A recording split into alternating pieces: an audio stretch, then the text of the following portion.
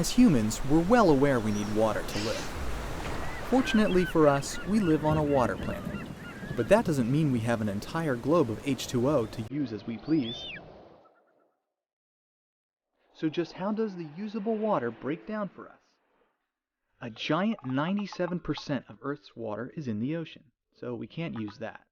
3% is fresh water, but even in that small sliver, about 2% is locked in glaciers, ice caps, and groundwater. That leaves about 1% of the fresh water on Earth that is accessible and usable by humans. Let's imagine all of that accessible fresh water fits into this tiny pool. Now we'll get to some small numbers when we look at global freshwater.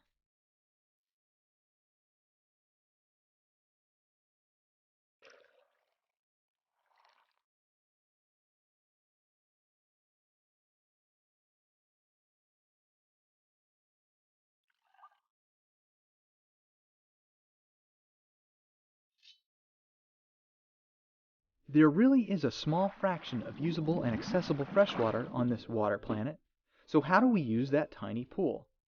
In the United States, about 49% is used in thermoelectric power production, while agricultural irrigation makes up about 31%. 11% goes to public use in our cities and towns, 4% goes into industry and manufacturing, and 1% is domestic use.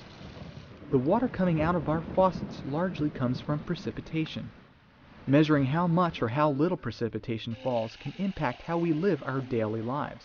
Elsewhere around the globe, in developing countries, agricultural irrigation accounts for about 70% of freshwater use, while industrial use is 20% and 10% for public consumption.